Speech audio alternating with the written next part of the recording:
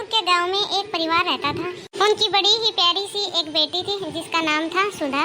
लेकिन सुधा की एक बड़ी ही गलत आदत थी। वो जब भी खाना खाती थी बहुत सा खाना प्लेट में ही छोड़ देती।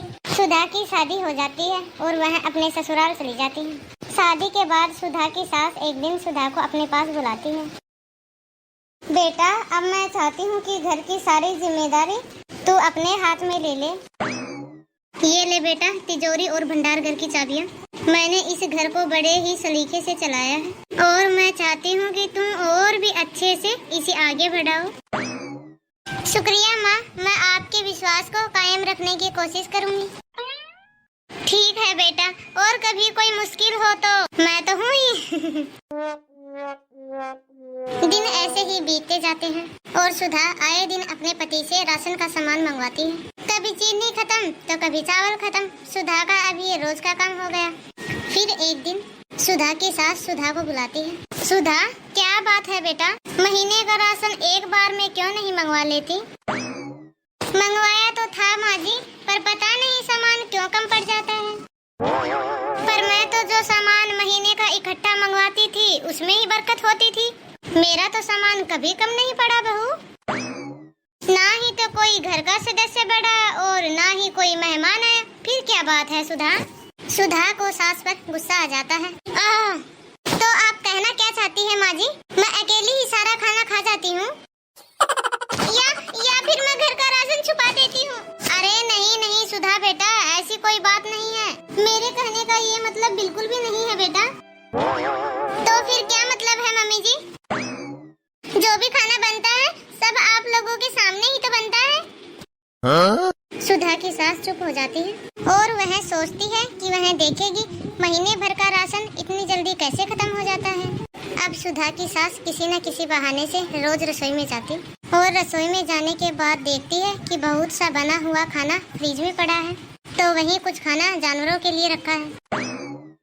सुधा की सास समझ जाती है कि घर में जरूरत से ज्यादा ही खाना बन रहा है और फिर वह अपने मन ही मन में सोचती है, तभी मैं सोचूं राशन कहाँ जा रहा है। सुधा को अन्न की कीमत का अंदाजा ही नहीं है, उसे यह एहसास दिलाना ही होगा। अगली सुबह सुधा की सास सुधा को बुलाती है। जी माँ जी, आपने बुलाया?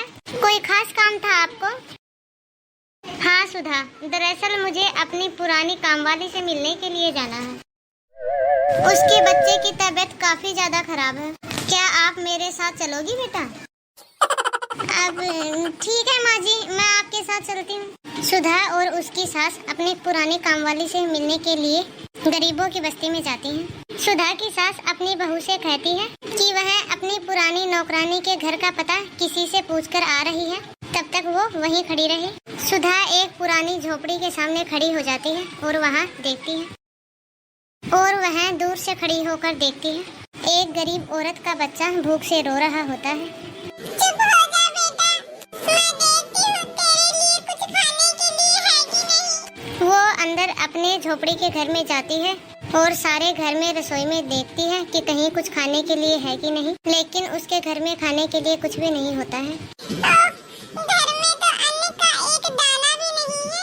हे भगवान, किसी को तो इतना दे देता है कि वो लोग नाली में बहाते हैं और मेरे पास इतना भी नहीं कि मैं अपने बेटे का खाली पेट भर सकूं।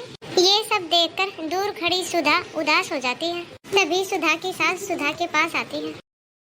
चलो सुधा, उस नौकरानी के घर का पता मिल गया। दोनों साथ में नौकरानी के घर जाती हैं, जहां उसका बच्चा पलंग पर बीमार पड़ा होता है। अरे किशोरी, क्या हुआ तेरे बच्चे को? क्या बताए मालकिन, डॉक्टर को दिखाया था। डॉक्टर ने कहा खराब खाना खाने से इसकी तबीयत बिगड़ी है। अरे तो पर इसे खराब खाना खिलाया है क्यों आपने? क्या बताए मालकिन, किसी के घर से उठा लाए थे। उन लोगों का पुराना रखा हुआ खाना था, वो लोग फेंक रहे थे और हमारे पास खाने के लिए अन्न तक नहीं था। हमें क्या पता था उस खाने को खाने से मेरे बच्चे की तबीयत इतनी खराब हो जाएगी।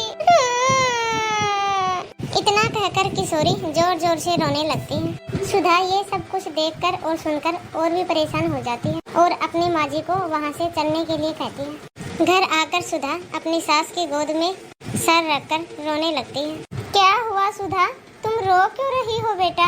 सब ठीक तो है ना? नहीं माँ जी, मुझे माफ